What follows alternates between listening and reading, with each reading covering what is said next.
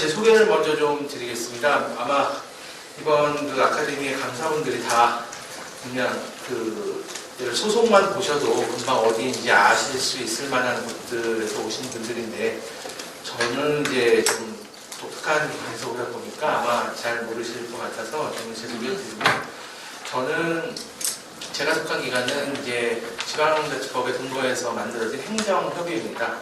전국의 48개 기초자치단체가 회원으로 참여하고 있고요.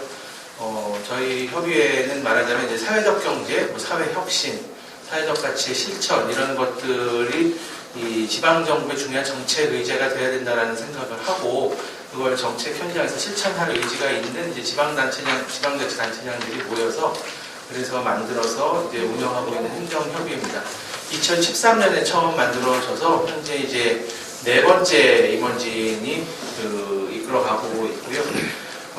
저는 거기에서 이제 사무국에서 일을 하고 있습니다. 근데 지방정부라고 하면 이제 기초지자체들 또는 뭐 광역지자체들을 얘기하는 건데, 저는 공무원은 아니고요. 저는 이제 소위 얘기하는 민간인인데, 이 사회적 경제 관련해서 일을 이제 해왔기 때문에 저희에서 일을 하고 있습니다. 이 내용은 몇 달 전에 이제 한겨레 하나누리라는 것을 같이 주최했던 사회적 경제를 통한 이제 도시간 협력, 특히 통일 부분에 대해서 이제 이야기를 나누는 시간에, 그때 토론회에서 이제 제가 조금 발표를 했던 내용인데, 저 혼자 한 게 아니라 통일에 관해서 좀 더 오랫동안 고민을 해온, 남북관계에 대해서 또 관련된 일을 많이 한 제 동료랑 같이 작성한 거라고 이해해 주시면 되겠습니다. 우통 벗고 좀 천천히 해요. 네. 우통 벗고 천천히 하시라고. 아, 예. 그리고 저기 물 한 잔 갖다 줘요. 물 한 잔. 아, 네, 괜찮습니다. 네, 감사합니다. 네, 고맙습니다. 이게 근데 이걸 눌러야 되네. 네. 이거를 네.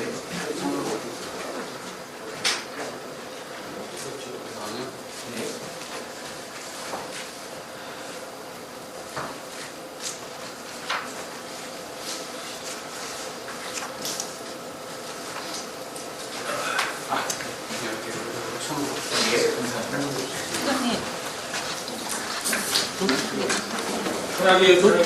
네네. 네. 저기 일단 네네. 네네. 일단 감사합니다.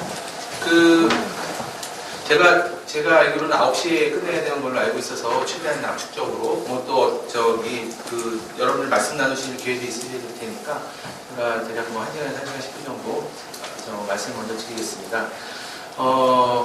일단은 이제 오늘 강의 주제를 아까 보셨듯이 서울 사회적 경제 경험을 통한 서울 평양 협력의 새로운 상상입니다. 그러니까 이게 여기 3가지가 담겨 있는데요. 첫째는 사회적 경제라는 것이 이제 있고요. 두 번째는 서울 평양 간 도시 협력 부분입니다. 그 다음에 마지막은 이제 상상인데요. 이 3가지 이쪽 키워드를 좀 녹여서 말씀을 좀 드리겠습니다. 여러분들께 여쭙기가 좀 명스럽지만 제가 하나 여쭙겠습니다. 여기 계신 분들 중에 오늘 자리하신 분들 중에 사회적 경제라는 말을 나는 처음 듣는다라는 분들을 손들이라고 하면 안 들으실 테니까 들어보시는 분, 사회적 경제라는 말 또는 사회연대 경제라는 말을 그래도 내가 많이 최근에 좀 들어봤다, 뭔지는 잘 모르겠지만 하여튼 들어봤다 하시는 분들 죄송하지만 손 한 번만 들어봐 주시겠어요? 네, 꽤 계십니다. 근데 의외로 또 손 안 드신 분들도 계시는데요. 사실 이제 사회적 경제라고 하면 그것만 해도 이게 개념이 뭐냐부터 시작해서 굉장히 여러 가지 이야기를 할 수 있을 텐데, 제가 이제 이 자리에서 말씀드릴 수 있는 거는 그겁니다. 사회적 경제라는 거를 보통들 이제 사회주의 경제다라고 오해를 많이 하시는 경우들이 계시고요. 그 다음에 사회적 경제는 주변부 경제다. 그러니까 주류 경제 편입 못된 사람들이 하는 약간 주변부, 뭔가 어려운 사람들 돕는 경제다, 이렇게 이해를 하시는 분들도 계십니다. 근데 둘 다 사실 엄밀히 얘기하면 정확하지 않고요. 사회적 경제라는 것은 다시 말하면 경제 패러다임을 조금 더 사람 친화적으로 바꿔보자라는 정도로 이해를 해주시면 될 것 같습니다. 그 말은 다른 말로 하자면 여러분들 이렇게 생각하시면 됩니다. 여러분들 중에 대체로 이제 저보다 연배가 선배님이신 분들이 더 많으시니까요. 개 아시죠? 개. 먹자개, 관광개, 효도개 이런 거들 하지 않습니까? 근데 저도 지금 개를 2개인가를 하고 있는데 가족들하고 친구들하고 그 개가 말하자면 사회적 경제입니다. 무슨 말씀이냐면 함께 뭔가 목적을 이루기 위해서 그리고 경제적 필요를 채우기 위해서 같이 사람들이 모여서 그 필요를 이렇게 서로 채워줄 수 있도록 그 방안을 찾아서 그 어떤 시스템을 만드는 거, 그게 이제 사회적 경제고요. 그런 방식으로 노력을 하다 보니까 예를 들면 협동조합이라는 것도 만들었던 거고, 또 뭔가 사회적 가치를 지향하는 사업을 하자. 돈만 벌 게 아니라 소위 얘기해서 이제 착한 일도 하고 좀 그 사회적으로 의미 있는 일을 같이 하고 싶다 해서 그 사업을 하는 경우에 이제 사회적 기업이라고도 부릅니다. 우리나라 같은 경우는 이제 사실 사회적 경제 역사가 굉장히 오래됐다고 합니다. 아주 거슬러 올라가면 1920년대에 그 협동조합이 생겼었는데요. 그때 이제 20년쯤 생긴 협동조합들은 말 그대로 약간 독립운동의 성격을 가졌었습니다. 그러니까 말하자면 우리 민족이 일본의 이제 지배를 받을 시기니까 뭔가 이렇게 스스로 자조하고 자립할 수 있는 경제적 활동을 하자. 그러기 위해서는 우리가 우리 돈을 모아서 우리끼리 우리 물산을 쓰고 이런 식으로 해보자라고 추진을 했던 거죠. 그 효과가 나타나서 이제 몇몇 협동조합들이 생겼습니다. 흔히 요새 말로 얘기하는 소비자 생활 협동조합입니다. 다시 말해서 물건을 공급하는 사람들로부터 좋은 물건을 떼어다가 그 조합에 가입한 사람들한테 더 저렴한 가격에, 상대적으로 시장가보다 좀 더 저렴한 가격에 공급하고, 그 좋은 물건을 쓰는 사람들은 그래서 좀 더 좋은 물건을 싸게 사서 혜택을 받고, 생산자는 직거래를 해서 돈을 받고 이런 거죠. 이런 소비자 생활 협동조합의 형태인 협동조합을 1920년에 이미 만들었었습니다. 근데 그게 오래되지 못했습니다. 왜냐하면 일제가 이걸 독립운동의 하나다. 이게 조선인들이 모여서 뭔가 지들끼리 돈을 주고받고 물건 사고 팔면서 돈을 모아서 독립군자금을 되려나 보다 하고 핍박을 했고요. 그래서 전부 해산시켰습니다. 그게 1920년의 상황이고요.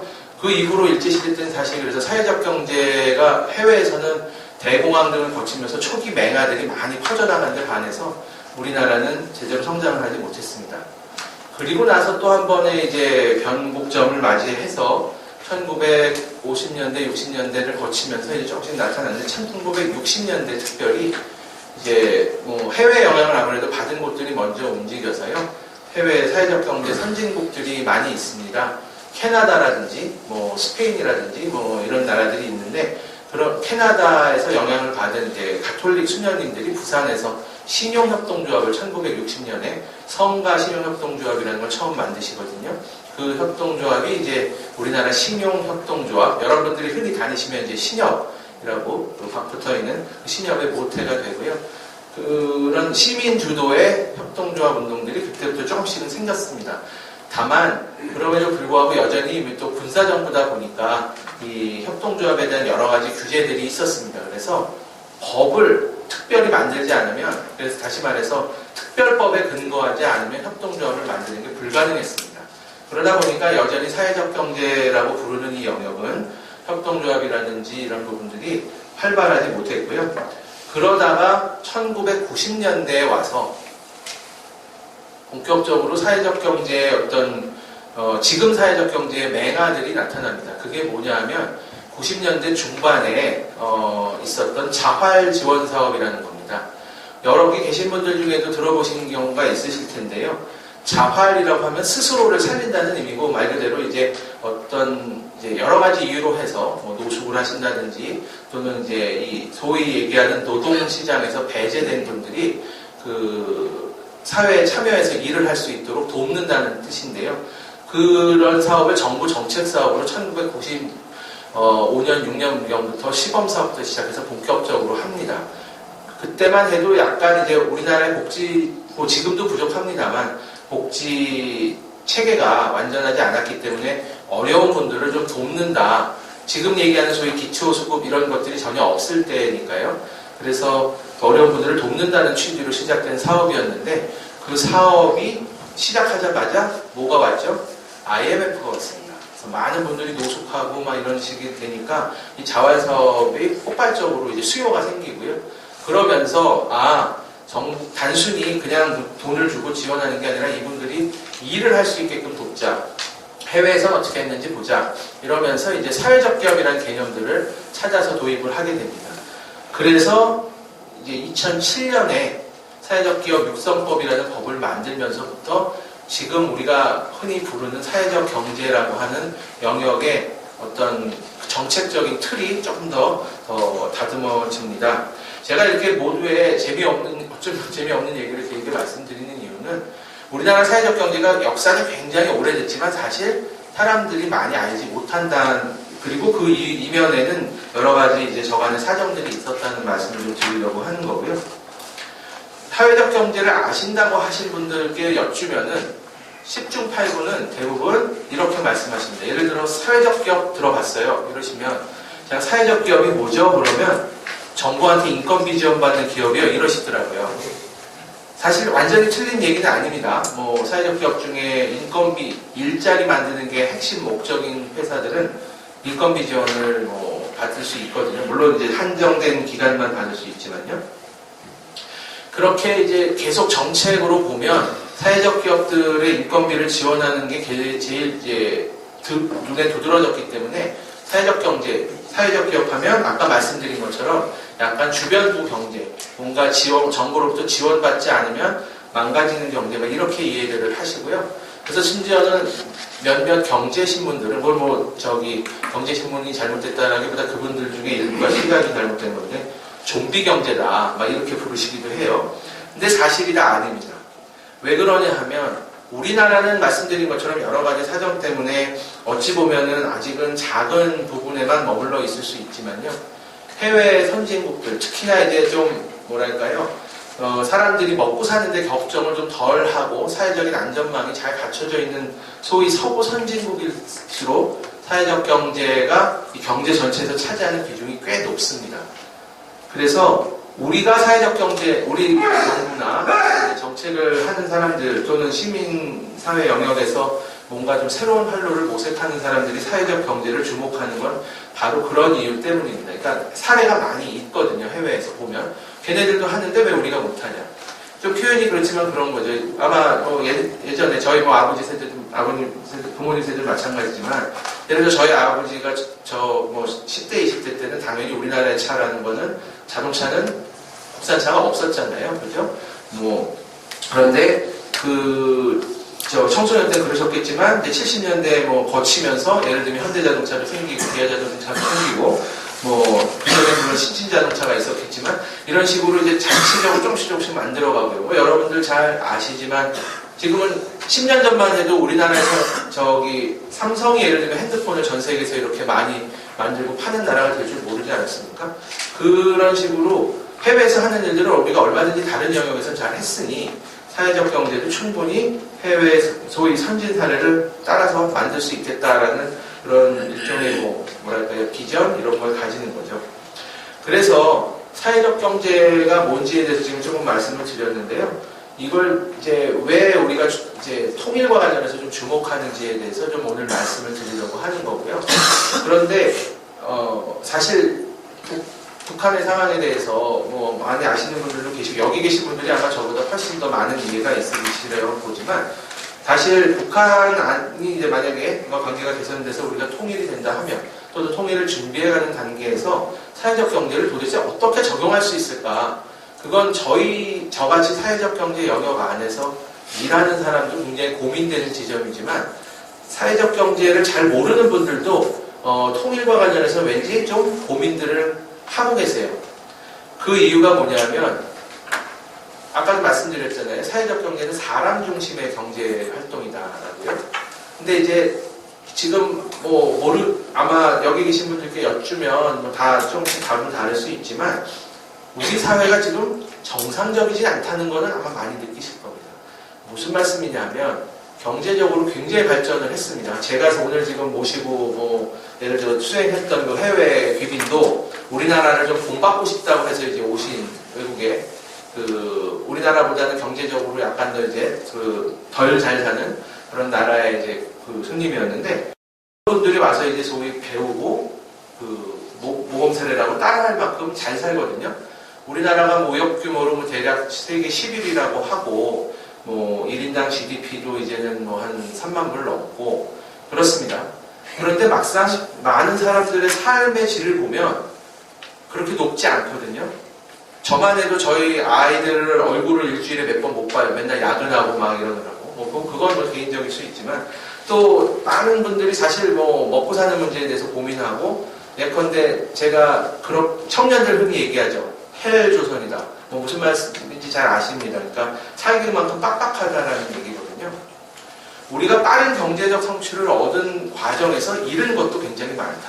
공동체가 망가졌다라든지, 또 우리 스스로 조금 어려움에 빠진 사람들이 사회적 안전망에서 걱정 없이 살 수 있는 그런 기반들이 많이 없어졌다라는 거를 뭐 많은 사람들이 이제 느끼고 있는 거죠.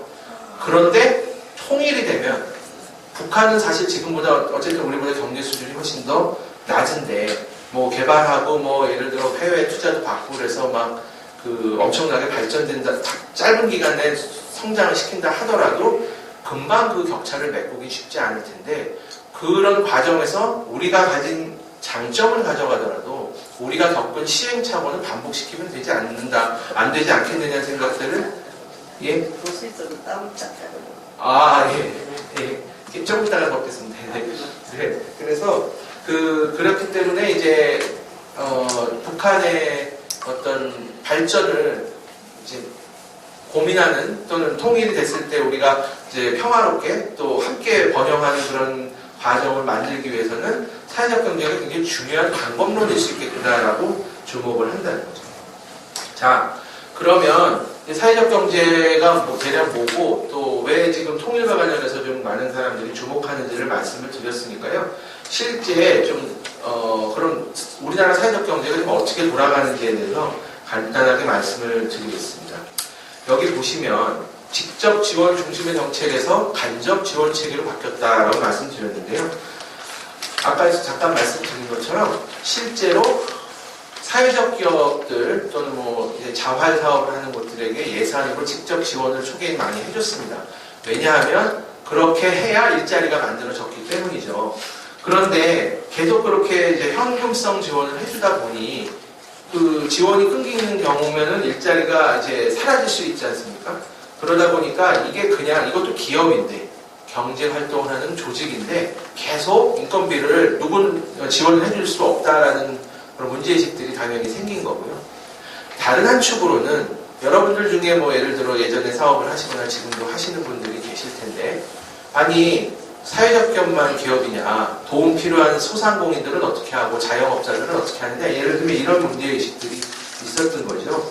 그래서 실제 그러면 이 기업이 시장에서 소비자들과 만나서 더 잘 사업을 할 수 있도록 간접적으로 어떤 이런 소위 이제 저희 정책과 관련해서 일을 하면서 흔히들 하는 말로 생태계를 만들어보자 라고 이야기를 하는 거죠. 그래서 생태계 안에서 성장하게 하자.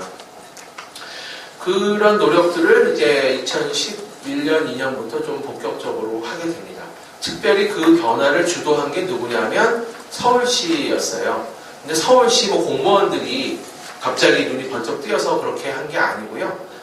사실은 그런 변화가 필요하다라는 이야기를 2000년대 후반, 2010년대 초반, 뭐 10년, 11년부터 계속 사회적 경제 일을 하는, 특히 이제 서울에서 이제 하고 있는 뭐 사회적 기업가 또 협동조합, 조합원 또 뭐 그런 이제 여러 시민사회 활동가들이 그런 이야기들을 했던 거죠. 그래서 그 사회적 경제 정책을 간접적인 것으로 바꿉니다. 그렇게 하면서 본격적으로 사회적 경제 조직들이 많이 늘어납니다. 양적으로. 그래서 여기 있듯이 2016년 7월 말 기준으로 3,300개 정도 되고요. 2011년에 비해서는 한 4배 정도로 성장을 합니다. 그리고 사회적 경제 하면 사회적 기업, 협동조합, 뭐 마을 기업, 뭐 이런 자활 기업, 소셜 벤처 뭐 이런 조직들이 하는 사업들을 많이 이야기를 합니다. 사회적 경제의 구체적인 개념에 대해서는 뭐 나중에 또 궁금하시면 더 설명을 드릴 기회가 있을 수도 있을 것 같은데요. 어쨌든 이 사회적 경제라는 것들을 하는 조직들, 결국 기업이죠. 기업리단체인 경우도 있고요. 그런 것들이 숫자가 많이 늘었는데 그 중에 보니까 협동조합이 제일 많이 늘었더라라고 이제 알 수 있었습니다.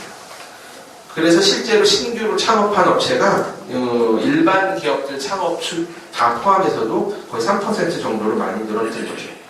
협동조합의 숫자가 많이 는 건 여러분들 들으시서 아시는 분들도 계실 텐데 2012년에 협동조합 기본법이라는 게 만들어져서 그 법이 예전에 쉽게 못 만들었던 협동조합들이 이제 많이 만들어질 수 있었습니다. 그렇게 해서 서울의 사회적 경제가, 그러니까 뭐 전국 다 볼 수 있겠지만, 특별히 이제 서울만 놓고 본다면, 사회적 경제 기업들이 숫자가 늘어났고요. 당연히 그러니까 매출과 고용도 늘어났고요. 그래서 연매출로 치면 2016년 기준으로 한 1조 5천억 정도 되고, 고용도 한 18,000명 정도 된다고 봅니다. 물론 이건 사회적 경제 영역을 굉장히 좁게 해석했을 때입니다만, 어쨌든 일단 수치는 그렇습니다. 그리고 또 하나 중요한 변화는 정부기관들이 그러니까 서울시라든지 서울시 산하 공공기관이라든지 중앙정부도 마찬가지고요. 공공구매, 즉 조달해서 사회적 경제기업 제품들을 많이 사기 시작했습니다.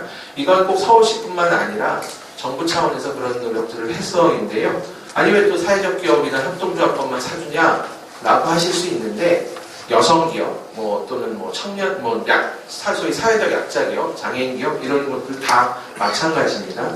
그런 식으로 조달을 좀 늘려나갔고요. 그 다음에 또 하나 중요한 건, 그동안은 이제 자치구 단위에서, 그러니까 서울시 25개 구가 있습니다. 아시듯이. 그 구별로 어디는 사회적 경제를 굉장히 열심히 하는 사람들이 많이 모여 살고, 어디는 사회적 경제 하는 사람들이 있기는 있다는데 어디는 이제 찾을 수 없고, 그런 정도였는데 지금은 이제 거의 모든 구에 사회적 경제 활동을 하는 사람들끼리 모여서 연합회도 만들고 스스로 뭔가 좀 해보자고 시작을 하고 있습니다. 근데 이렇게 좀 상대적으로 양도 늘고 변화가 좀 긍정적인 변화들이 있었는데요. 반면에 문제들 많았습니다. 여러분들도 지금 손들어 봐주시겠어요? 하니까 한 3분의 1 정도는 안 드셨는데 여전히 사회적 경제가 뭔지 시민들이 잘 모르고요. 그 다음에 또 하나는 만들어진 기업도 많은데 노는 기업도 많습니다. 다시 말하면 문 닫거나 문 닫는데 가까운 수준의 기업들도 꽤 있습니다. 그 다음에 사회적 경제 기업 안에서도 비닉부, 비닉빈, 구익부가 있습니다. 말하자면 큰 기업들은 좀 잘 되고요. 또 매출도 많이 되는 반면에 작은 기업들은 또 어려운 경우가 많습니다. 그리고 가장 중요한 문제는 여전히 주류 경제에 비하면 규모가 작은 거죠. 자, 그러면 이 사회적 경제를 통해서 우리가 이제 도시간 협력을 해보자고 말씀을 드렸잖아요. 그럼 실제로 어떤 협력들이 가능한지를 상상하기 위해서는 저희가 실제 몇 가지를 좀 했던 사례들을 볼 수 있습니다. 우리가 도시간 협력, 제가 이제 강의하는 내용의 핵심은 이제 아까 사회적 경제 첫 번째 키워드를 말씀드렸으니까요. 두 번째는 서울 평양 간 도시 간 협력입니다. 지역 간 협력이고, 다시 말해서 서울하고 평양이 뭔가 좀 같이 뜻을 모아서 해볼 수 있지 않겠느냐. 그게 지방 정부끼리도 할 수 있겠지만 그 지역에 사는 시민들이나 또는 기업들 간의 협력도 가능할 겁니다. 그런 것들이 어떤 게 있을 수 있느냐를 상상하기 위해서는 기존에 비슷하게 뭘 했는지를 한번 살펴볼 필요가 있었습니다. 그래서 남북 간의 사회적 경제 분야 협력을 이제 보기 위해서 한반도 전체에서 지역 개발을 어떤 식으로 해왔는지, 특히 사회적 경제랑 관련해서 어떻게 했는지를 조금 봤습니다. 죄송합니다. 크게 보면 세 가지 유형을 말씀드릴 수 있겠습니다. 하나는 사회적 경제 조직들이 지역에 들어가서 지역의 발전을 막 이끌어내는 그런 겁니다. 전북의 완주라든지 충남의 홍성 같은 곳들이 그런 변화들이 있었습니다. 완주 같으면 어르신들, 그러니까 특히 이제 이 소농이신 할머니들이 많이 농사를 지으셨는데요. 초기만 해도 그래서 완주가 굉장히 재정 자립도도 낮고 또 산업으로서 이렇게 육성하기에도 여러모로 어려움이 있었습니다. 그런데 사회적 경제에 이제 관심을 가진 단체장이 이거 외부 전문가라도 또 초빙을 하고 공무원들이랑 같이 배우고 주민들이랑 같이 노력을 해서 뭔가 좀 바꿔보자 해서 마을 기업을 열심히 했습니다. 그래서 소농하시는 이제 분들한테 가서 지금까지 관행농 방식으로 하는 거 하지 말고 유기농으로 농사를 지으세요. 그리고 유기농으로 농사를 지으시면 그걸 갖다가 로컬 푸드 매장이라고 여러분들 이제 많이 아시는 로컬 푸드 매장을 우리 그 군에서 만들어 드릴 테니까 거기다가 여러분들 얼굴 달고 오늘 저녁에 딴 가지입니다. 뭐 예를 들면 아무개 어르신이 따신 겁니다. 뭐 이런 식으로 팔 수 있게끔 해드릴게요. 해서 그걸 몇 년에 걸쳐서 바꿔내죠. 그래서 완주가 로컬 푸드의 대명사처럼 됐고요. 그러면서 이제 소득이 생기신 어르신들이 그걸 가지고 또 이제 더 말하자면 이 재배를 늘리기도 하고, 그 다음에 몇몇 어르신들이 모여서 그 로컬 푸드를 가지고 식당도 내고 이런 식으로 계속 동네를 바꿔갑니다. 그래서 완주가 그거에 굉장히 모범 사례 중에 하나인데, 예컨대 그런 식으로 사회적 경제 조직이 지역을 바꿔나간 사례가 하나 있고요. 또 하나는 지방정부끼리, 그러니까 자치단체들끼리 사회적 경제를 통해서 뭔가 협력한 방식들이 있었습니다. 조금 이따 다시 말씀드리고요. 그 다음에 하나는 우리나라 사회적 경제 조직들이 해외에 나가서 우리 소위 저개발 국가들에 나가서 그걸 개발한 경험들이 있습니다. 이게 이제 흔히들 얘기하는 뭐 ODA 사업하고 관련되는 건데, 이제 뭐 코이카라고 들어보셨을 겁니다. 코이카 같은 곳들이 나가서 이제 하는 그런 사업들인데 그거랑 관련되기도 하고요. 공정무역과 공정여행 같은 사업들도 꽤 많이 합니다. 해외에 나가서 한 건데 왜 우리가 봐야 되느냐? 사실 북한도 우리나라 입장에서는 지금은 해외잖아요. 다른 나라처럼 다녀야 되기 때문에, 그러니까 그런 점에서 시사점을 줄 수 있을 거라고 생각을 합니다. 그래서 제가 방금 말씀드린 완주의 사례는 이제 한 사회적 경제 조직이 들어서 변화시킨 거니까 조금 이제 도시 간 협력하고 직접 관련은 없어서 두 가지를 이제 놓고 지역 간 협력의 사례를 좀 보려고 합니다. 하나는 지방정부가 말씀드린 것처럼 사회적 경제를 중심으로 해서 협력하는 건데요. 이게 이제 쉽게 얘기하면은 공공급식, 여러분들이 내 이제 자녀분들 또는 손자분들이 가셔서 학교를 가면은 급식을 먹잖아요. 그 급식의 재료들을 친환경, 유기농, 좋은 제품을 써야 된다라는 그런 당연한 인식들이 있으시죠. 근데 그걸 이렇게 찾아서 제때 공급하는 일이 그렇게 쉽지만은, 네. 앞에는 통일하고 좀 관계가 없는 거니까. 네네. 기본적인 말 이야기하시고. 네네네. 좀 뒤에다가 좀 치중을 하시고. 네네네. 알겠습니다. 제가 빨리 그러면 좀 설명을 드리겠습니다. 그래서 두 번째는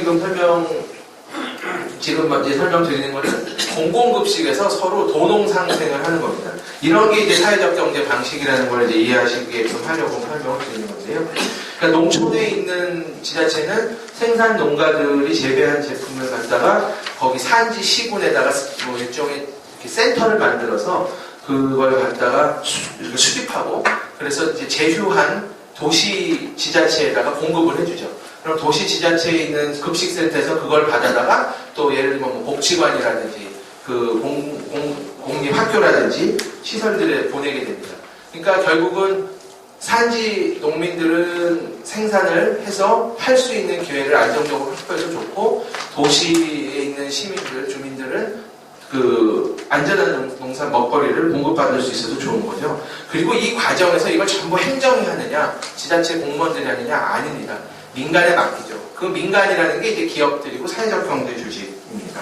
그래서 이 뒤에 표를 제가 넣어놨는데요. 서울시가 이제 지금 여러 전국의 지자체들하고 협력을 해서 산지에 있는 센터들하고 같이 이런 작업들을 했어요. 그래서 주로 이제 한 2년 전부터 해가지고 올해까지 해서 이런 사회적 경제 기업들이 많이 그 서울시의 급식들을 개선하고 있습니다. 자, 그 다음 또 하나의 이제 사례는 해외에 나가서 지역 개발을 한 사례들인데요. 대표적인 게 이제 한 두 가지만 제가 지금 사례를 넣었는데, 바리의 꿈이라는 곳입니다. 연해주에 고려인들이 자활할 수 있도록 크게 밭을 사가지고 콩을 키웁니다. 그 소위 요새 얘기하는 유전자 조작콩, GMO 콩 이런 게 아니고 정말 이제 그 좋은 콩을 키워서 그 농장에서 키운 콩을 가지고 그걸 이제 판매를 하는데 그냥 팔면은 단가가 낮으니까요. 그래서 그걸 가공해서 팔죠. 그래서 처음에는 이제 청국장, 된장 이런 것들을 만들어서 팔았어요. 그랬는데 이게 지역에 있는 고려인 분들한테는 굉장히 이제 소득이 안정적으로 발생을 하니까 좋은 반응을 얻어서 우리도 좀 그렇게 합시다 해가지고 농장이 계속 늘었다고 합니다. 그래서 해당 마을이 230가구로 이제 증가를 하게 되고요. 그래서 작년 기준으로 지금 한 200톤 정도의 콩을 생산해서 그걸 가지고 청국장이나 된장도 만들지만 또 이제 가공할수록 부가가치가 늘어나니까 지금은 이제 두유도 만들어서 판매를 하고 있습니다. 바리에꿈이라는 곳은 그러니까 연해주에 가서 사업을 하는 거죠. 연해주의 고려인들을 돕는 것 외에도 저개발 국가의 시민들을 돕기 위한 사업들을 하는 사회적 경제 조직들이 많이 있습니다. 그 중에 이제 또 대표적인 게 페어트레이드 코리아라는 곳인데요. 공정무역 업체로서는 우리나라 첫 번째 사회적 기업이고요. 개발도상국 여성들의 경제적 자립을 돕기 위해서 만든 사회적 기업인데 주로 이제 뭐 여기도 있듯이 네팔이라든지 인도라든지 방글라데시처럼 이제 상대적으로 여성들의 지위가 낮고 여성들이 경제적 활동을 할 기회가 많지 않은 곳에다가 가서 소품들, 뭐 예를 들면 목도리라든지 이제 옷이라든지 이런 거를 거기 산지의 재료들을 가지고 만들게 합니다. 그걸 가지고서 이제 우리나라에 가지고 와서 판매를 하는 거죠. 지금 10몇 년 정도 됐는데 여기서 이제 좀 더 가면 있는 안국동에 매장이 있습니다. 그루라는 브랜드, 여기 지금 오른쪽 뒤에 있는 그런 브랜드가 있는데 패션 브랜드니까요. 그렇게 해서 뭐 여성분만 있는 게 아니라 남성들도 있고요. 그 밖에 뭐 여러 가지 커피나 초콜릿 같은 식품이라든지 이런 것들도 다양한 공정무역 제품을 취급하고 있습니다. 이렇게 해서 얻는 이렇게 해서 목표하는 건 뭘까요? 말씀드렸듯이 그 해당 개발도상국의 여성들이 경제적으로 자립하게 만드는 거죠. 그러니까 기존의 경제적 기반 없는 사람들을 도우면서 그 사업을 하는 겁니다. 저 사업 주체가 네. 우리나라 그 단체에 가서 스스로 한 겁니까? 그러면 방법만 가르쳐주고 그게 주민들이 하는 겁니다.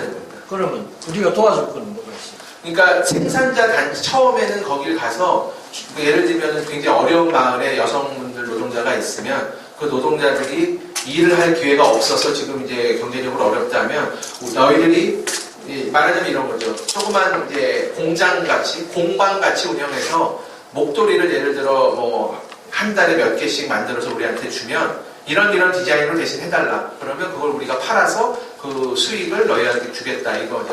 그러니까 원가를 최대한 이제 제대로 쳐주면서 그걸 들여오니까 거기 사는 여성분들은 이제 수입이 생기는 거죠. 기존에 없던 수입이. 그건 공정무역이라고 할 수 있는 건데 제가 드릴 말씀은 네. 저기에 저 사업을 하게끔 만든 주체가 어딨냐는 이야기. 한국에 있는 사회적 기업입니다. 여기 페어트레이드 코리아라는 곳이 가서 이야기를 해서 생산자 단체들을 찾아서 발굴해서 하는 경우도 있고요. 그러니까 기존에 있는 단체랑 협력한 경우도 있고 그런 데가 잘 없으면 거기에 이제 활동가들하고 관계를 가지면서 수년에 걸쳐서 생산자 단체를 만들게끔 하는 경우도 있습니다. 그래서 매년 이 생산자 단체를 한국에 초청을 합니다. 제가 알기로는 몇 주 전에도 한국에 초청해서 여러분들이 만든 제품이 이렇게 팔립니다라고 이제 보여주고 막 이렇게 했었어요. 네.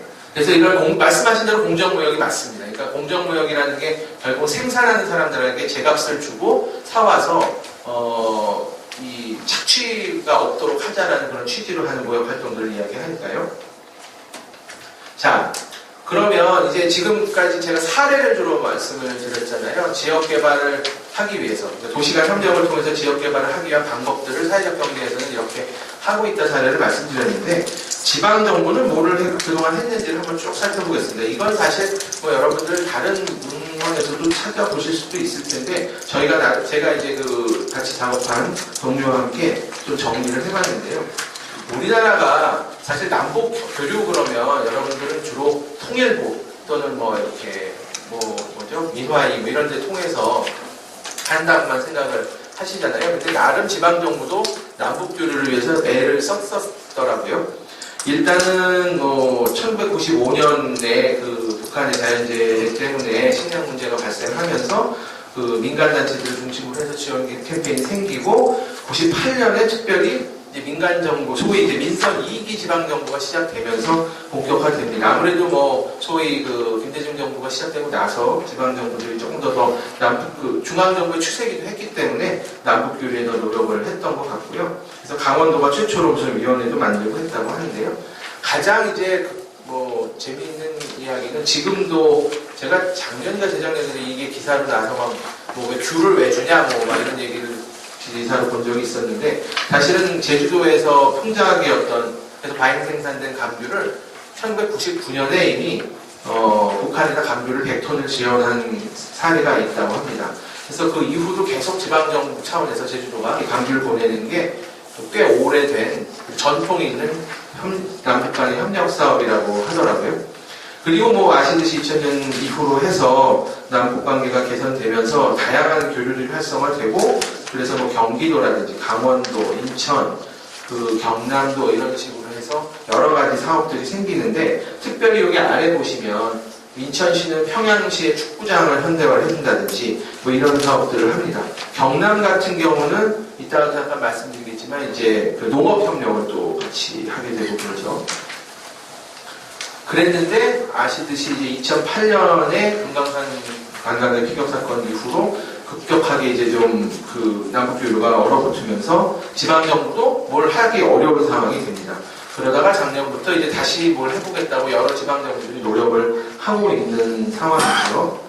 그래서 재미있는 거는 여기 맨 아래 보시면 남북 교류 협력에 관련해서 17개 광역 지방 정부, 그러니까 시도들이 전부 조례를 만들었습니다.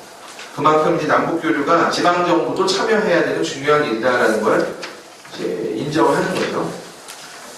그동안 했던 지방 정부의 남북 교류 협력을 이제 조금 평가를 해보자면 크게 보면 중앙 정부가 단순히 그냥 식량 원조 뭐 이런 식으로 어떻게 보면 이제 약간 단선적인 협력을 할 수밖에 없었던 데 비해서 지방 정부는 조금 더 다양한 사업들을 많이 할 수 있었다라고 말씀드릴 수 있겠습니다. 예를 들어서 경기도랑 강원도, 인천시가 했던 말라리아 공동 방역 사업 같은 것들이 있고요. 그래서 북한 주민들에게도 실제로 도움이 되고 또 교류도 계속 해오는 그런 사업들이었죠. 그 다음에 또 하나는 아까 말씀드린 경남의 농업협력인데요. 통일 딸기 사업이라는 게 있었습니다. 2005년에 모종을 가지고 가서 거기서 이제 그 모주를 가지고 가서 모종을 키워서 이제 거기서 그 키운 모주를 다시 모종을 반입해가지고 원가도 낮추고 또 이제 우리가 재해를 입었을 때 그걸 복구하는 데 도움을 받게 되죠. 그래서 국내 농가는 가격 경쟁력을 갖추고 북한 주민들한테는 정당한 대가를 지급하는 일종의 페어 트레이드, 공정무역이 되는 거죠. 그런 방식들로 이제 계속 했습니다. 그러다 보니까 지방정부가 어쨌든 뭐 선도적으로 남북교류를 끌고 갔다 하기는 어렵겠지만 이런 여러 가지 사업들을 고민해서 민간단체들하고 함께 하면서 일반 국민들이 남북교류에 대해서 더 인식들이 개선되는 그런 효과들이 있었고요. 그 다음에 지역금 또 이 뭐랄까요, 이 지역 주민들한테도 실제로 이제 혜택이 가는 그런 일들이 있었습니다. 그런데 어려움이 있습니다. 저도 사실 이거는 솔직히 말씀드리면 이번 작업을 이제 연구 작업을 하기 전에는 몰랐던 내용이었는데요. 현재 이제 관계와 교류에 관련해서 가장 기본적인 법적 근거가 되는 남북 관계 발전에 관한 법률, 또 남북 교류 협력에 관한 법률상 보면 이 지방 정부는, 지자체는 남북 교류 협력 사업의 추진 주체가라고 명시적으로 되어 있지 않습니다. 다시 말해서 법률에 뭐라고 되어 있냐면 2008년에 이제 하면서 대북 지원 사업자를 보면요, 법인 및 단체를 포함하는 한국 주민이라고만 규정이 되어 있습니다. 그러니까 지방자치단체가 남북교류를 할 수 있다 없다에 대해서 명확한 규정이 없었던 거죠. 물론 상식적으로 여기 뭐 법인 및 단체를 포함한다고 하면 지방정부도 남북교류를 할 수 있다라고 이해하셔도 되지 않겠어요? 그런데 이 지방정부 입장에서 특히나 뭐 이제 혹시 뭐 행정의 일을 해보신 분들은 더 아시겠지만 공무원들은 법적 근거가 있고 없고가 하늘과 땅 차이기 때문에 협력을 하라고 해서 하는데 왠지 이거 나중에 뭐 감사받은 문제 되는 거 아니야? 막 이런 걱정들을 이제 하게 만든 거죠. 그래서 통일부는 오히려 지방정부가 이 법에 포함되는 거예요. 법인이라고 말한 게 다 지방정부도 포함됩니다라고 해서 대북사업 계속 하십시오라고 이제 이야기를 했었는데 지방정부는 아유 그랬다가 괜히 나중에 문제되면 안 되니까 구체적으로 해주십시오라고 했습니다. 이게 낳은 연쇄 효과가 있습니다. 무슨 말씀이냐면 지방정부가 법적으로 대북사업, 남북교육사업을 적극적으로 추진하는 주체로 명기가 안 되다 보니 죄송합니다. 그리고 사실 전문성도 없죠. 행정에 있는 공무원들이 뭐 남북교류에 관해서 계속 관심을 가지고 하기 어렵지 않습니까? 설령 가져도 2년 있으면 다른 부서 배치되면 어렵고요. 그러니까 결국 누구랑 해요? 민간단체를 찾습니다. 이 대북 협력 사업을, 남북 교류 사업을 계속 해온 민간단체들이 없을까? 이런 그래서 좋은 사업들을 같이 합시다. 라고 손을 내밀게 되죠. 그래서 어찌 보면 민간단체의 남북 교류 사업에 지방정부가 더 적극적으로 반응하게 만드는데 이 법률의 제약 요소가 오히려 긍정적인 영향을 준 것도 있습니다. 또 하나 이제 과제라고 지방정부의 남북교류 협력 관련해서 한 20여 년의 이제 성과들을 봤을 때 하나 또 고민을 가지게 되는 건 뭐냐면 사실은 이제 어찌 보면 이건 이제 남북의 체제가 다르기 때문에 생기는 문제이기도 한데요. 우리는 지금 이제 명실상부하게 지방자치를 민선 7기까지 끌고 오면서 뭐 20여 년 이상을 하고 있잖아요. 그렇기 때문에 지방정부가 뭐 부족하긴 해도 나름 자율적인 권한이라든지 자원이라든지 이런 것들을 갖고 있습니다. 근데 아시듯이 북한은 워낙 이제 중앙 집권적인 사회다 보니까 당 중심으로 지방정부가 있지만 거기서 자체적으로 뭐 결정해서 뭘 하기가 굉장히 어렵다고 합니다. 이건 뭐 제가 직접 겪은 거라기보다 이 사업들을 하시는 분들이 이제 얘기를 하신 건데요. 그리고 그러다 보니까 결국은 그 남쪽의 지방정부가 가서 예를 들면 서울시에서 가서 서울시 뭐 국장이 가서 평양시 국장 뭐 또는 그 주관하는 간부를 만나서 요번에 우리가 뭘 경평축구를 한번 하죠. 이렇게 이야기를 할 수가 없는 거죠. 결국 그쪽 파트너는 이제 민화역 통해서 해야 되니까 지역의 어떤 1대1 사업을 논의하는 게 참 어려운 구조입니다. 거기다가 사실은 지역이라고 하면 지방정부라고 하면은 제가 이제 서울 평양 위주로 말씀을 드리기는 하지만 사실은 아까 보셨듯이 뭐 경남도 하고 제주도도 하고 우리 관심이 많은데 북한의 경우는 평양 외에 다른 지역을 노출시키는 것에 대해서 아직은 좀 소극적이라고 합니다. 그러다 보니까 이제 지방정부가 본격적으로 협력사업을 추진하는데 애로점이 있는 거죠. 그리고 또 하나 이제 과제는 우리나라 지방정부들은 이게 이제 제가 아닌 말로 그 지방자치단체랑 같이 일을 오래 하면서 느낀 건 우리나라에서는 여전히 전시행정이 굉장히 중요하구나입니다. 이게 뭐 나쁜 의미만은 아니고요. 시민들이, 주민들이, 지방자치단체장을 투표하는 분들이 예를 들어서 어디 신문에 사진이라도 한번 나오고 뉴스에 한번 나오는 거를 훨씬 더 좋아하시지 눈에 안 띄는 건 우리 구청장은 왜 요새 일 안 해?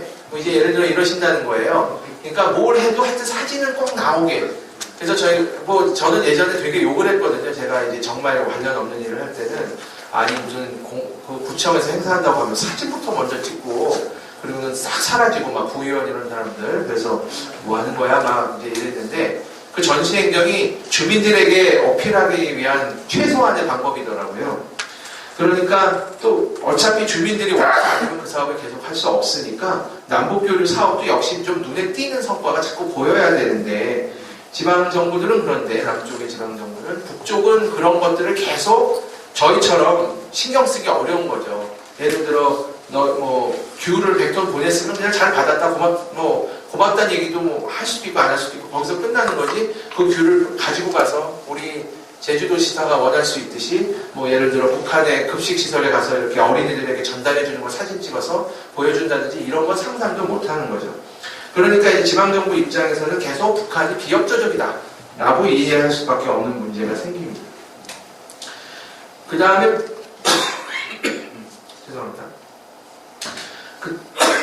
반면에 북한 입장에서 보면 그것도 이제 당연할 수도 있는데요. 뭐 와서 자꾸 무슨 뭐 이렇게 뭘 주겠다 막 이런 식으로 너희들이 시해를 한다. 그러니까 북한은 어렵고 뭐 남한은 잘 사니 우리를 도와준다라는 식으로 보이는 행사를 극도로 싫어한다고 하더라고요. 그럴 수밖에 없잖아요. 자존심이 있는데. 그건 뭐 북한이 아니라 어느 개도국도 마찬가지일 겁니다. 그러니까 차라리 너희들이 와서 우리가 필요한 인프라, 뭐 건물이라든지 이런 것들을 만드는 게 더 낫지 않냐라는 이야기들을 한다고 합니다. 그래서 결국은 남북 간에 특히 지방정부 협력에 있어서는 서로의 약간의 뭐랄까요 이 기대치들이 다른 게 있는 거죠. 그걸 어떻게 맞춰가고 할지도 또 고민이죠. 그래서 이제 그런 이제 말씀드린 크게 보면 3가지 정도의 과제가 있다 보니까 여러 가지 이제 고민들을 통해서 법도 개정을 하고 그 다음에 이제 지방정부가 조금 더 남북 교류 사업, 협력 사업에 대해서 적극적으로 임할 수 있도록 여러 가지 이제 조치들을 합니다. 그래서 뭐 지방정부 공무원 중에 아예 남북 교류 관련해서 오래 일을 한 사람을 외부 전문가를 채용한다든지 뭐 이런 일들도 하고요. 그 다음에 관련되는 부서를 만든다든지 뭐 이런 일들도 지금 하고 있습니다. 자, 그러면 결국은 이제 제가 사회적 경제가 왜 지금 이 남북 협력에 있어서 좀 주목받는지, 서울의 주류 상황이 어떤지, 그걸 감당할 수 있는지 사실 한번 좀 봤고요. 그 다음에 또 하나는 그럼 사회적 경제가 지역 간에 협력을 한다면 도대체 어떤 모양새가 될지를 조금 소개를 드렸고, 그 다음에 그동안 그럼 지방정부가 어떻게 해왔는지를 말씀드렸습니다. 이제 그럼 서울과 평양이 어떻게 협력 모델을 만들 수 있는지를 한번 보겠습니다. 자, 여기 지금 사진 보시면 알아보시겠어요? 왼쪽이 어딜까요? 왼쪽 사진이 뭔 것 같으세요? 좀 작긴 하지만 서울이죠, 서울. 네, 한강이고요. 오른쪽 사진은 뭔지 금방 아시겠죠? 네, 평양 시내입니다. 근데 사실 제가 아까 뭐 자료를 하나 조금 더 추가했다고 말씀드렸는데 다른 게 아니라 아주 저렇게 이제 높은 빌딩들이 있는 사진 2장인데요. 2개를 놓고 어디가 서울이고 어디가 평양인지 맞춰보세요. 그거 하려고 했던 거예요. 근데 여기 계신 분들은 제가 보니까 통일 아카데미 지금 8강째인가 되시죠? 들으시니까 뭐 정말 금방 맞추실 것 같아서 제가 안 하길 잘했다 싶은데요. 지금 눈빛을 보니까. 사실은 그 다른 분들한테 제가 그 사진을 2장을 비교를 하니까 못 맞추시는 거예요. 평양이라고 생각한 게 서울이고 서울이라고 생각한 게 평양이고 막 그렇게 혼동을 하시더라고요. 그만큼 우리가 이제 의외로 닮아있는 부분들이 많이 있다는 거죠. 자, 지금 사회적 죄송합니다.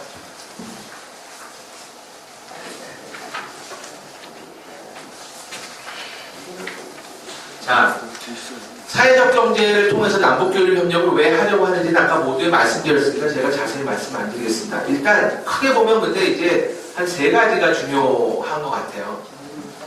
제가 첫 번째는 하나 말씀드렸어요. 가장 중요한 거. 우리가 겪고 있는 문제를 북한이 또 겪게 하지 않기 위해서 말하자면 양극화, 그죠? 그다음 고용 감소. 사실 요새는 뭐 아시듯이 기대 수명이 늘어나서 80대도 충분히 정정하시고 일하시는 분들도 많으시잖아요. 근데 그런 분들한테 일자리가 있어야 맞거든요. 은퇴하셔서 쉬고 싶으신 분들은 뭐 쉬시라고 하지만 어르신들도 일자리가 있는 게 사실 정상적인 사회에서는 맞습니다. 그리고 청년들은 마음 안 할 것도 없고요. 근데 그런 일자리들을 만드는 게 갈수록 뭐 어려워진다고 하면 지금 이 경제 구조가 제대로 돌아가는 게 아니지 않느냐. 근데 이제 나중에 통일됐을 때도 이런 문제가 계속 생기면 어떻게 하느냐. 예를 들어 북한하고 통일했을 때 또는 뭐 교류가 활발해져서 경제가 개방됐을 때 북한도 우리 같은 실업 문제를 겪을 수도 있는 거거든요. 그래서 그런 부분들을 이제 사회적 경제 방식으로 미리 문제들을 해소하자라는 게 이제 하나 있는 거고요. 또 하나는 사회적 경제 방식, 뭐 같은 말에 동전의 앞뒷면일 수도 있는데 사회적 경제 방식으로 개발 협력을 하면 그게 지속 가능합니다. 무슨 말씀이냐면 사회적 경제는 조금 이제 제가 사회적 경제를 소개해드릴 때 아까 사람 중심 경제라고 했는데 다른 말씀으로 드리면 가치 지향 경제입니다. 다시 말씀드리면 원래 경제활동은 우리가 흔히 생각할 때 그러니까 돈만 생각하잖아요. 돈이 모든 것의 가치를 결정하는데 역사적으로 보면, 인류 역사에서 보면 사실 경제활동은 먹고 사는데 필요한 물자를 나누는 활동이었지 무조건 돈을 쓸 수 있을지 없을지도 모르고 그냥 계속 쌓아놓는 활동이 아니었어요. 근데 최근 한 몇십 년 동안 그게 그렇게 바뀐 거죠.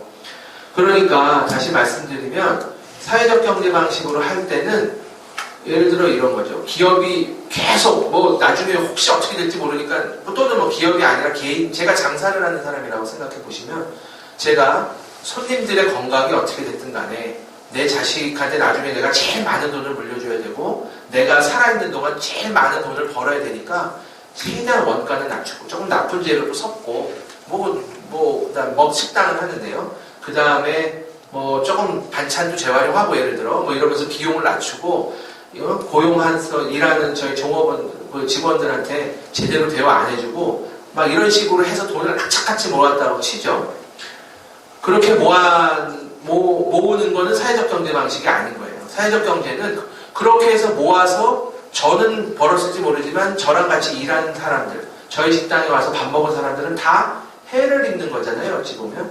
그럴 게 아니라 돈을 내가 좀 덜 벌더라도 내가 먹고 살고 나중에 뭔가 하고 싶은 일들을 그래도 조금 부족하지 않게 할 수 있을 정도만 벌면 되니 식당 손님들한테 좋은 음식을 대접하고 그러니까 좋은 원료를 쓰고요. 조금 더 단가가 높아도 일 직원들도 제대로 대우해줘서 그 사람들이 원하면 또 자기들이 창업해서 나가서 또 생계를 만들어갈 수 있게끔 하자. 다 같이 사는 사회인데 이런 겁니다. 말하자면 죄송합니다. 제가 공무원분들 대상으로 강의할 때 사회적 경제 강의할 때 쓰는 그림이 하나 있는데요.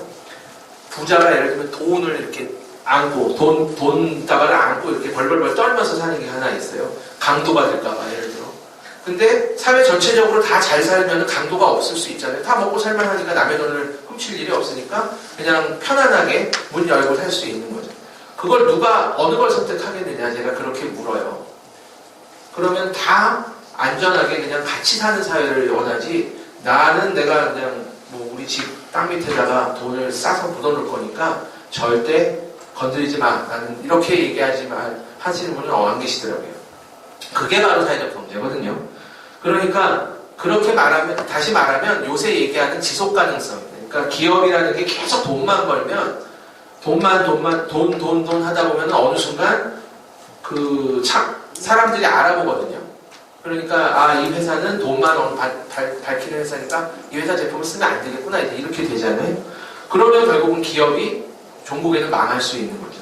그런 걸 막기 위한 어찌 보면 피하자는 게 이제 사회적 경제여서 개발을 할 때도 사람들이 원하는 방식도 필요로 하는 방식들을 최대한 잘 채우고 그게 지속적으로 갈 수 있게끔 하는 방식을 하는 게 사회적 경제이기 때문에 사회적 경제로 남북교류 협력을 하자는 거죠.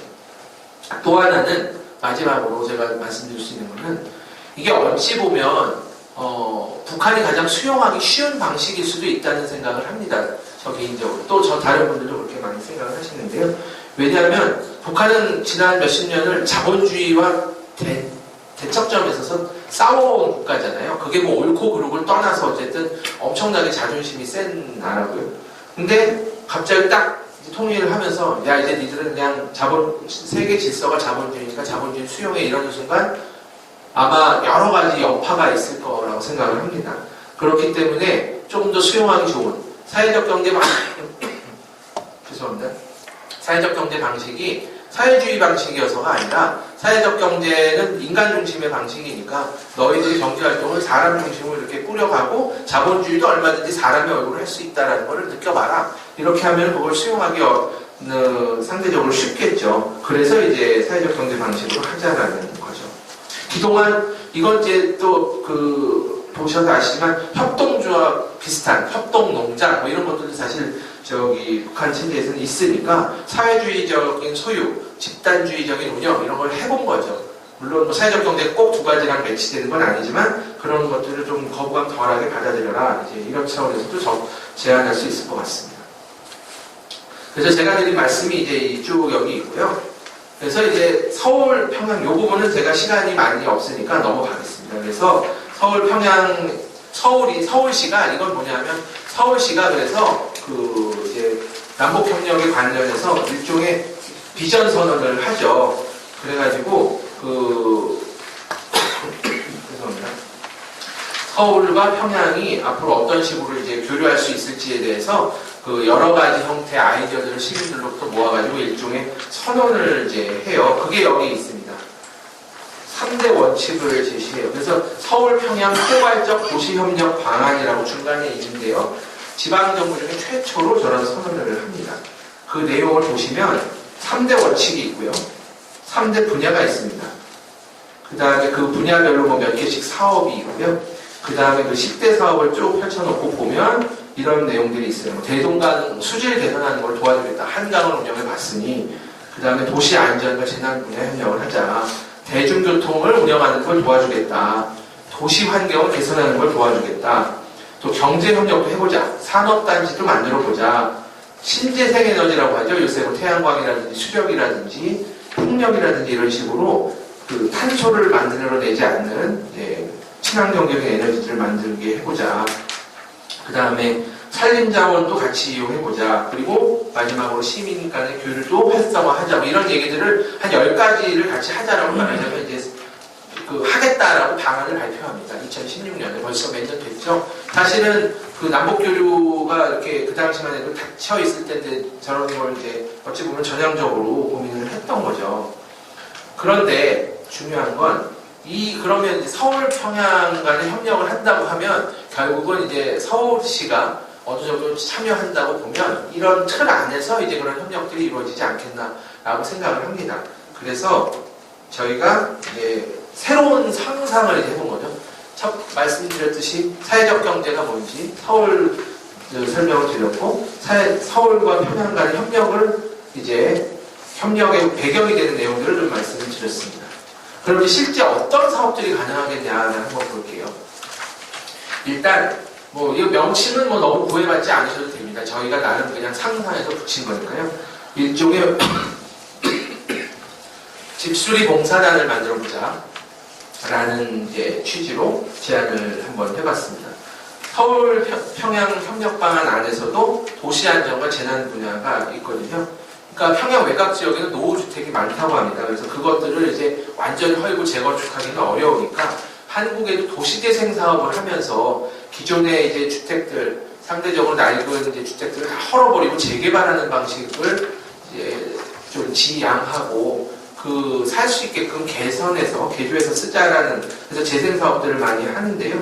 그 재생 사업을 하고 있는 사회적 경제 조직들의 노하우를 빌어서 이런 봉사단 같은 것들을 운영하고 봉사단에 참여하는 북한 주민들에게 경제적 보상을 하면 지역의 일자리 창출도 되겠다라는 거죠. 그러니까 말하자면 지금부터 말씀드리는 이 협력 모델이라는 건 평양에다가 사회적 기업, 협동조합 이런 걸 만들어서 무슨 사업을 할 수 있는 건덕지가 뭐가 있을까? 사업 기회가 뭐가 있을까를 쭉 저희 나름대로 한번 정리를 해본 겁니다. 나름 현실성이 있지 않을까라고 생각을 하는 거고요. 여러분들께서 오히려 저는 오늘 제가 감히 좀 여쭙고 싶은 건 저보다 훨씬 남북교류에 대해서 죄송합니다. 관심도 많으시고 이해도 많으시니까 좀 의견을 주셨으면 좋겠어요. 예를 들면 집수리 봉사단 말씀 들으시고 그게 되겠냐 말도 안 되는 소리 하지 말아라. 오히려 저를 좀 뭐 나무라 주셔도 좋을 것 같습니다. 자, 그럼 이제 한번 쭉 펼쳐보겠습니다. 우리 이제 제가 방금 그 집수리 봉사단을 말씀드렸고요. 우리 구역 재난안전센터라는 것도 만들면 어떨까 싶습니다. 이게 무슨 얘기냐면 아까 집수리는 그냥 이제 일상적으로 사는 집들을 개선하는 그런 거라면 이건 북한이 여러 가지 자연재해들을 이렇게 겪고 사실 우리나라보다 아무래도 더 지금 취약합니다. 그래서 뭐 홍수나 이런 게 나면 훨씬 더 이렇게 소위 데미지가 커서 그것 때문에 뭐 저희가 식량 지원도 하고 그랬잖아요. 그런 폭우나 폭설에 취약한 상황들을 좀 개선하고 예방하기 위해서 재난방지센터를 뭐 일종의 우리나라 구단위처럼 그러니까 북한에서 구역이라고 하는데 그 구역 단위로 운영을 해서 뭐 예를 들면 이런 거죠. 겨울에 이제 겨울 되니까요. 오늘이 입동인데 눈 오면은 눈 녹으라고 왜 염화칼슘 막 포대 쌓아놓고 그러잖아요. 그런 식으로 약간 이제 이 재난 방지 이 시설들을 설치를 하고 그거를 운영하는 사업을 한번 해보자 합니다. 이거를 누가 돈을 낼까요? 이거 센터를, 그러니까 이런 시설들을 운영하는 거는 남쪽에서 어쨌든 이제 장비나 시설들이 우리가 있으니까 그걸 가져가서 남쪽의 사회적 기업에 가져가서 하고요. 그리고 나서 그 운영 자체는 북한에서 이제 맡아서 하는, 그러니까 그렇게 설치는 이제 해주고 운영은 그쪽에서 하게 하면서 그 운영하는 일은 북한 사람들이 하고 이러면 또 역시 일자리 창출도 되겠다라는 거죠. 그리고 이거에 필요한 재원들은 북한이 이제 남북교류를 하면서 어쨌든 기본적인 그런 재난과 관련해서 뭐 쓸 수 있는 재정이 있다면 거기서 쓰겠지만 그렇지 않다면 북한의 재난은 우리 재난이기도 하기 때문에 남쪽에서 관련되는 걸 할 수도 있겠죠. 그 다음 따릉이 제가 또 한번 여러분들께 여쭙겠습니다. 따릉이라고 들어보셨어요? 따릉이? 아시죠? 쓰시죠? 네.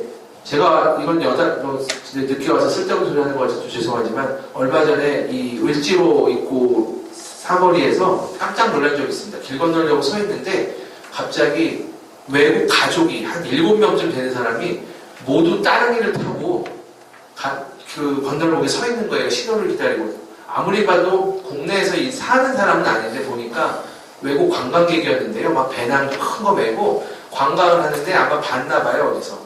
따릉이를 타고 다니면 편하고 싸게 곳곳을 볼 수 있다 이랬나 봅니다. 근데 중요한 거는 그 가족의 청소년 지금 우리 식으로 얘기하면 중학교 한 2학년, 1학년쯤 된 아이들 둘이 있었는데 걔들은 얼굴에 불만이 가득하더라고요. 막 아빠랑 할아버지, 할머니 따라서 막 이제 자전거를 타는데 생전 처음 오는 나라에 와서 매연 마셔가면서 내가 이 자전거를 왜 타고 있느냐 약간 이렇게 넋이 나간 얼굴로 제가 이렇게 물끄러미 보다가 눈이 마주쳤는데 막 약간 화가 나 있더라고요. 그래서 제가 얼른 눈을 피한 적이 있습니다.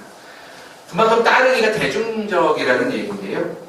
따릉이는 잘 아시듯이 공용자전인 거죠. 근데 이제 이게 우리나라 서울 시내에서는 사실은 교통이 너무 밀려서 그리고 친환경적인 교통수단을 보급하자라는 차원에서 이걸 이제 시작한 건데 북한의 경우는 대중교통망이 우리만큼 잘 되어 있지 않기 때문에 따릉이 자전거를 보급하면 이게 북한 사람들에게 대중교통에 대한 접근성도 높이고 또 그 남쪽의 입장에서는 자전거를 표현이 그렇지만 수출하는 그런 방식도 되는 거고요.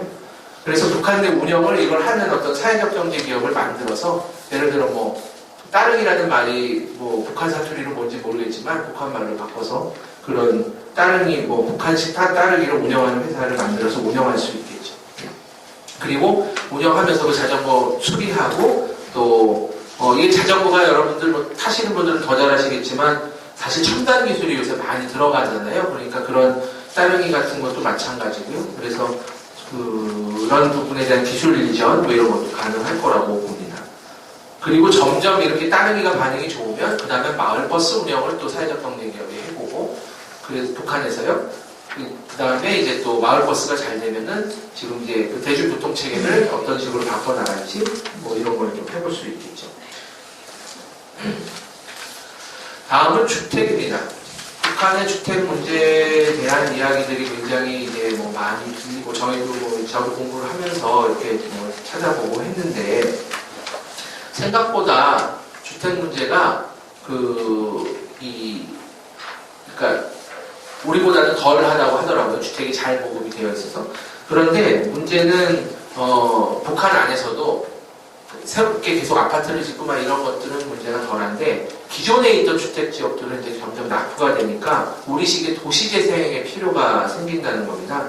그리고 또 하나는 우리는 이제 좀 소위 공동체라는 게 많이 약해졌는데 북한은 아직 전통적으로 가치관들이 남아있기 때문에 마을과 이웃의 개념이 좀 남아있어서 그 마을과 이웃의 개념을 살리면서 사는 사회주택이라는 걸 좀 만들어도 좋겠다. 그 사회주택은 사실 우리나라는 요새 이제 열심히 하려고 하는데요. 예컨대 제가 덴마크를 매년에 갔다 와서 보러 갔다 왔는데 덴마크의 공공임대주택은 중에 소위 협동조합이 운영하는 사회주택이 거의 한 20~100%가 될 정도로 많다고 하더라고요. 그래서 그런 식으로 사회주택을 만드는 사업을 북한과 같이 해도 좋겠다라는 제안을 드렸고요. 그 다음에는 공동 작업장 운영입니다. 이건 뭐 사실 명확하죠. 그러니까 농업 또는 협동농장을 계속 이제 그 운영해왔으니까 거기서 생산된 제품들을 가져다가 그렇게 가공해서 뭔가 아까 그 바리의 꿈처럼 말이죠. 재배한 농산물을 2차 가공해서 그 뭔가 부가가치를 만들어내는 그런 작업들을 할 수 있겠다. 그리고 이거는 상대적으로 빠르게 그 기존 협동농장 모델을 뭐 협동조합으로 바꾸고 그래서 참여하는 주민들, 그러니까 북한 주민들이 경제적인 소득을 얻어가게 만들고 남쪽에서도 그거를 함께 할 수 있겠다. 그래서 지역 경제를 살리는 데 기여할 수 있겠다 기대를 합니다.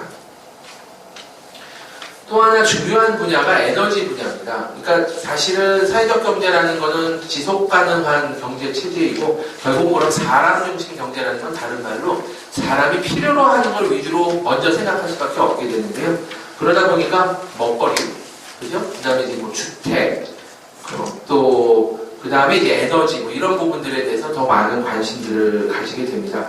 그런데 이 에너지 전환 마을이라는 거는 한마디로 얘기해서 기존의 이 에너지 공급, 그러니까 난방이라든지 뭐 전력이라든지 이런 걸 공급하는 방식은 기존의 막 석탄 화력 발전 뭐 이런 걸 해서 하는 게 아니라 뭐 태양광이라든지 풍력이라든지 이런 신재생 에너지로 좀 바꿔 나가자라는 거죠. 예컨대 뭐 우리나라보다 경제 수준이 높은 나라들 중에서도 뭐 신재생 에너지를 굉장히 열심히 하는 나라들이 많이 있습니다만 우리보다 어려운 나라들도 신재생 에너지를 어렵단 말이죠. 그런데요. 하여튼 우리나라보다 소득 수준이 낮은 나라들도 굉장히 신재생 에너지를 열심히 한다. 예컨대 그 중미에 가면은 코스타리카라는 나라가 있거든요. 그 여러분들 들어보셨을 겁니다. 우리나라랑 축구도 가끔 하고 하는데 그 코스타리카는 군대가 없어요. 군대를 해산해서 그 돈으로 이제 뭐 복지 예산, 막 교육 예산 이런 거 쓰고 하는 나라인데, 근데 어쨌든 거기가 지금 그러니까 화력 발전 이런 걸 거의 안 하고요. 99%가 신재생 에너지입니다. 물론 수력 자원이 상대적으로 좀 더 풍부해서 그렇긴 하지만 뭐 풍력이라든지 태양광이라든지 굉장히 있어서 에너지 전력 공급의 99%를 하거든요. 그러니까 그런 나라들도 하기 때문에 이제 우리도 얼마든지 그렇게 간다라는 건데, 물론 뭐 쉽지는 않고 또 그 여러 가지 또 산업적으로 그걸 따져볼 부분이 분명히 저는 있다고 생각을 합니다만, 북한의 경우는 어쨌든 뭐 우리는 좀 사정이 우리도 그런 방향으로 간다고 전제하고요. 북한의 경우는 에너지가 부족한 게 사실입니다. 옛날에 그 위성 사진 뭐 한동안 신문에 나와서 회자됐는데 밤에 딱 사진 찍었는데 한반도의 절반은 불이 확 들어왔는데 북쪽 반은 껌껌하다고 해서 막 그걸로 북한이 얼마나 낙후했는지를 막 비난하는 일부 정신 나간 사람들이 뭐 비난하는 거는 전 문제라고 봅니다. 낙후했다 지적을 할 수 있을지 몰라도. 근데 어쨌든 그런 것들에 대해서 막 얘기가 있었잖아요. 근데 그렇게 에너지가 부족한 북한에 갑자기 무슨 화력 발전이나 원자력 발전을 짓기가 쉽지 않을 테니까 결국은 그럼 이제 신재생 에너지 방향으로 가는 게 맞겠다. 그래서 그런 사업들 또 남쪽의 사회적 경제 기업들이 같이 할 수 있겠다 생각을 합니다. 자, 지금 제가 몇 가지 이제 사업 기회들을 드렸고요. 혹시 여기 계신 분들 중에 관심 있으시면 나중에 이런 거 실제 사업을 하시는 것도 가능하지 않을까 한번 생각을 해봅니다. 근데 결국 이제 이런 부분들을 좀 고민을 하면서 저희가 얻은 나름의 이제 시사점들을 조금 정리를 해봤습니다. 사회적 경제 분야에서 이제 협력을 한다고 하든 또는 다른 어느 분야에서 한다고 하든 특별히 남북 교류 협력은 좀 지속적이고 정치적인 어떤 이해를 떠나서 좀 계속되어야 되겠구나 라는 게 하나 있었고요. 지방정부의 경험이나 또는 앞으로 저희가 상상해본 사회적 경제 방식의 협력이 얼마나 가능할지를 좀 살피면서 느낀 건 일단 북한이 수용 가능한 것부터 먼저 이렇게 제안을 좀 해야겠다 라는 것이었습니다. 그래야 이게 사업이 시작이 되니까요. 시작이 반이겠더라고요. 시작하면 그게 이제 되는데 그렇지 않으면 참 어려운 게 있고요. 그 다음에 또 하나는 상대적으로 보면 지역을 좀 찾아가서 할 수 있는 사업들을 찾아보자. 그러니까 다시 말씀드리면 서울하고 평양이라고 저희가 이렇게 상징적으로 얘기를 했지만 북한과 그러니까 남북 간의 어떤 이런 사회적 경제 방식으로 교류 협력을 통해서 북한을 좀 더 개발하고 또 나은 곳으로 만든다고 하면 실제로 지역에 영향을 미칠 수 있는 사업이 뭔지를 고민을 해야 되겠다라는 거였고요. 그래서 그 사업에 지역 주민들이 참여할 수 있는 그런 구조가 되어야 되겠다 였습니다. 그 다음에 사실 여기 이제 중간에 보시면 1차적인 기획과 실행은 평양에서 하되 갈수록 이제 진행하면서는 북한 주민들이 필요로 하는 지역으로 확대해야 된다라고 말씀드렸는데 이건 무슨 얘기냐면 이 서울하고 평양만 사실 생각을 많이 합니다. 왜냐하면 북한이 평양을 먼저 이야기를 하니까요. 그 다음에 뭐 낮은 선봉같이 이제 좀 특고들 위주로만 이제 경협 뭐 이런 거 생각하고 뭐 개성공단 같이 특수한 사례들만 생각하는데 결국 사회적 경제 방식으로 북한을 바꾸어 나간다고 하면 실제 사회적 경제가 지역 밀착형 경제이기 때문에 지역에 가서 북한 주민들이 필요로 하는 것들이 뭔지를 파악하고 그 필요에 따라서 사업을 해야 되니까 평양에만 머무르면 안 되겠다라는 말씀을 드리는 겁니다. 그래서 결국은 뭐 이런 상상들을 다 해봤지만 뭐 언제 이게 이루어질지는 모르겠으나 결국은 계속 교류 협력을 할 수 있는 그런 속된 말로 건덕지를 계속 만들어서 자꾸 교류 협력하는 것이 굉장히 중요하겠다. 그게 북한과 남한이 같이 발전하는 길이기도 하고 지역 단위를 내려가면 남북의 주민들이 함께 좀 더 풍성하게 사는 방식이긴 하겠다라고 생각을 합니다. 그럼 우리 사회적 경제는 다시 이제 사회적 경제로 와서요. 이런 준비가 돼 있냐? 제가 그 분야에서 일을 한지 뭐 이제 한 10년 정도밖에 안 돼서 저보다 훨씬 더 오래 일하신 분들은 어떻게 생각하실지는 모르겠는데요. 저는 약간 아직은 준비가 덜 돼 있다고 개인적으로 생각을 합니다. 무슨 말씀이냐면 우리 시민들, 남쪽 시민들에게도 그러니까 남한의 이 주민들도 사회적 경제가 아직 뭔지 잘 체감을 못하는데 북한에 가서 하자라고 말하면은 설득력이 떨어질 수 있잖아요. 그런데 다행스럽게도 남한에서도 그러니까 우리나라에서도 사회적 경제가 굉장히 잘 되고 있는 것들이 있습니다. 대표적인 게 생협입니다. 여러분들 중에 아마 생협 회원이신 분들도 계실 거예요. 한살림, 그렇죠? 아이콥 생협에서 자연드림 매장 이런 데 가보신 경우도 있을 거고요. 그런 생활협동조합 같이 이미 지금 자리 잡은 사회적 경제 활동들도 굉장히 많거든요. 그러니까 그런 것들을 기반으로 해서 좀 더 현실적으로 현장 중심으로 교류할 수 있는 방안을 좀 고민하면 한국 사회적 경제도 이 남북 간의 교류를 한국 사회적 경제 성장의 하나의 계기로 삼을 수 있지 않을까 생각을 합니다. 자, 이렇게 해서 제가 일단 준비한 내용